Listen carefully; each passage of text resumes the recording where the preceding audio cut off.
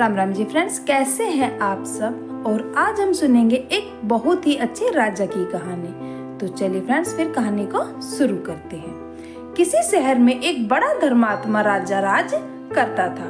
उसके दान धर्म का प्रवाह कभी बंद नहीं होता था। हर जगह राजा बढ़ चढ़कर दान दक्षिणा देता था। एक दिन उसके यहाँ पर एक साधु आया। उसने राजा से कहा, राजन, सुना है तुम बहुत दान धर्म करने वाले राजा हो। तुम्हारे यहाँ से कोई भी खाली हाथ नहीं जाता है। क्या मैं जो मांगूंगा वह तुम मुझे दे सकोगे?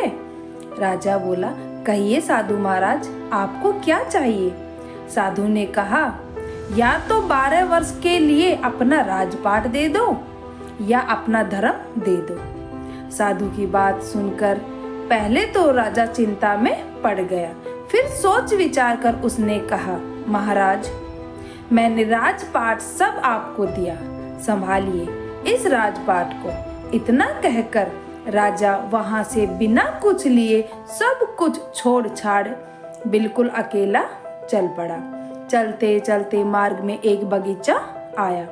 वहां एक कुआं और प्याऊ भी था। एक बड़ा रम्य स्थान था। राजा वहीं विश्राम करके विचार में ठहर गया। अगल बगल देखने पर उसे एक जीन हुआ कहा सुंदर घोड़ा दिखाई दिया, जिसके पास एक सुंदर स्त्री बैठी रो रही थी। राजा को स्वभावतः दया आई। उसने उस स्त्री से रोने का कारण पूछा। स्त्री बोली, महाराज, मैं एक राजकुमारी हूँ। मेरे पिता और भ्राता सबको शत्रुओं ने मार डाला है। मैं किसी प्रकार जान बचाकर यहाँ भाग आई हूँ। सब आपके ही देव द्वारा भेजे मेरे आश्रयदाता हैं, अतः मुझे शरण दे। राजा ने कहा, ठीक है, घोड़े पर बैठ जाओ और मेरे साथ चलो। राजकुमारी बोली, नहीं नहीं महाराज, आप ही घोड़े पर चलो। आपके सामने मेरा घोड़े पर बैठना ठीक नहीं है। राजा घोड़े पर सवार हो गया। चलते चलते दोनों एक दूसरे राजा के नगर में पहुँचे। स्त्री ने कहा, आप शहर जाकर कोई बढ़िया मकान भाड़े पर ठीक करो, तब तक मैं यहीं बैठती हूँ। राजा ने कहा, भाई, मेरे पास तो एक धेला भी नहीं है, फिर मकान की बात किस मुंह से करूँगा। स्त्री ने कहा, महाराज, रुपये पैसों की आवश्यकता हो तो मेरे पास से ले जाओ। और उसने निकालकर 10 मोहरे राजा को थमा दी। राजा भी मकान ठीक कराया और राजकुमारी को लेकर उसी मकान में चला गया। वहां उन्हें छोड़कर बाहर से घोड़े और उस स्त्री के लिए भोजन सामग्री ले आया। राजकुमारी ने भोजन तैयार किया और राजा से भोजन करने को कहा। राजा ने कहा, अरे आप भी तो भोजन करो। उसने कहा, नहीं महाराज, पहले आप भोजन कर ले, आपके बाद मैं खा लूंगी। राजा ने भोजन किया, स्त्री ने भी किया। दूसरे दिन उस स्त्री ने, राजन, आपको अधिक कष्ट होता है काम करने में, क्यों ना एक नौकर रख लो। राजा बोला, भाई, मेरे पास तो एक धेला भी नहीं है और तुम मुझसे राजाओं सी बातें कर रही हो।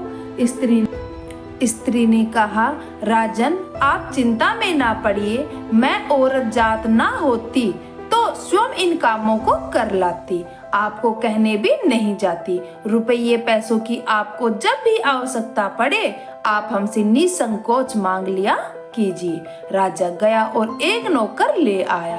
कुछ दिनों के बाद उस स्त्री ने कहा, राजन, मन बहलाने के लिए कभी कभी यहाँ के राजा की कचहरी में टहल आया करो और वहाँ की कुछ बातें सुन लिया करो। अब राजा रोज कचहरी जाने लगा।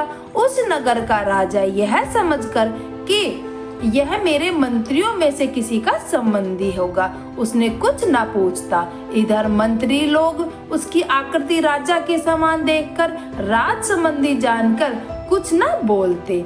कुछ दिन यूं ही बीत गए। एक दिन राजा और मंत्री वर्ग ने आपस में आखिरकार उस राजा के संबंध में बातचीत की।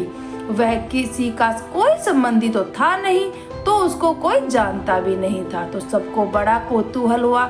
एक दिन राजा ने उससे उसका परिचय मांगा तो उसने सारी बात बता दी। उसकी धर्म प्रियता को देखकर राजा को बड़ा आश्चर्य हुआ और अपना मुकुट उसके सिर पर रख दिया। और उसकी पगड़ी अपने सिर पर रख ली और उसे सिंहासन पर बिठाया और अपना मित्र बना लिया। दूसरे दिन फिर कचहरी में आने का निमंत्रण भी दिया। राजा ने सारी घटना उस स्त्री को कह सुनाई। उसने कहा, ठीक है, आप भी राजा के सारे परिकर परिषद तथा नगर को भी न्योता दे आइए। वह पहले तो हिचकिचा रहा था, फिर उसके प्रभाव तथा आग्रह को देखकर राजा उस स्त्री की बात मान गया और अगले दिन जब कचहरी गया तो राजा को सारे मंत्री परिषद सहित पूरे नगर को अगले दिन सुबह के भोज के लिए आमंत्रित किया। उस नगर का राजा हैरान होते हुए बोला, कहीं भांग वांग तो नहीं पी ली है क्या? भोज और वो भी पूरे नगर सहित, कहाँ से करोगे इसका इंतजाम? खैर, बोले ठीक है, जाओ मनमानी करो, मित्र ही तो हो। शाम को उस नगर के राजा ने एक सिपाही भेजकर पता लगवाया और कहा, जाकर देखो सुबह भोज के लिए क्या इंतजाम है। सिपाही ने जाकर वहाँ कुछ देखा और कहा, आकर ज्यों का त्यों महाराज को बता दिया। राजा ने कहा, भाई उसने पक्का भांग वांग पी रखी होगी। इधर इनको भी चैन ना था। उस स्त्री से कहने लगा, भाई तूने मेरी अच्छी फजीहत कराई, प्रातः राजा जब ना जाने मुझसे क्या कहेगा। स्त्री ने कहा, महाराज चिंता ना करें, यदि आपको धैर्य ना हो तो उस बगीचे में देख आइए जहाँ से मुझे आप लेकर आए थे। राजा ने घोड़े पर चढ़कर जो देखा तो वहाँ संपूर्ण देव वर्ग ही कार्य में तत्पर था। अंतः दिव्य ऐश्वर्य से भरा हुआ था। उसके आश्चर्य का ठिकाना ना रहा। प्रातःकाल राजा सहित संपूर्ण नगर को भोज कराया। इस आश्चर्य को देखकर सभी लोग आश्चर्य में डूब गए। नगर के राजा ने भी सारी व्यवस्था और भोजन के लिए बहुत ही प्रशंसा की। भोजन उपरांत सारा देववर्ग अंतर्ध्यान हो गया। अब उस स्त्री ने कहा, राजन तुमने उस साधु को कितने दिनों के लिए राज्य दिया था? जरा कागज तो देखो। राजा ने देखा तो समय पूरा हो चुका था। स्त्री बोली, तो अब आप भी अपने राज्य में जाओ और अपना राज्यपाट संभालो। राजा ने कहा, देवी तुम्हें छोड़कर तो मैं एक कदम भी ना चलूंगा। स्त्री बोली, राजन तुम मुझे क्या समझ रहे हो? मैं क्या तुम्हारी स्त्री हूँ? मैं तुम्हारा धर्म हूँ। जब तुमने मुझे नहीं छोड़ा तो मैं तुम्हें कैसे छोड़ सकती थी? और तुम्हारी स्त्री बनकर तुम्हारे साथ रही और तुम्हें किसी प्रकार का दुख नहीं होने दिया। पर अब जैसी तुम्हारी इच्छा, निष्कर्ष धर्म के प्रति निष्ठा ही जीवन की वास्तविक सफलता और सुख का मार्ग है। धर्म का पालन करने वाला व्यक्ति चाहे किसी भी परिस्थिति में हो, वह कभी पराजित नहीं होता। धर्म से व्यक्ति न केवल भौतिक सफलता प्राप्त करता है बल्कि जीवन की गहराई और सत्य को भी समझता है। धर्म के बिना जीवन अधूरा और अराजकता हो सकता है, लेकिन धर्म के साथ व्यक्ति हर चुनौती को पार कर सकता है।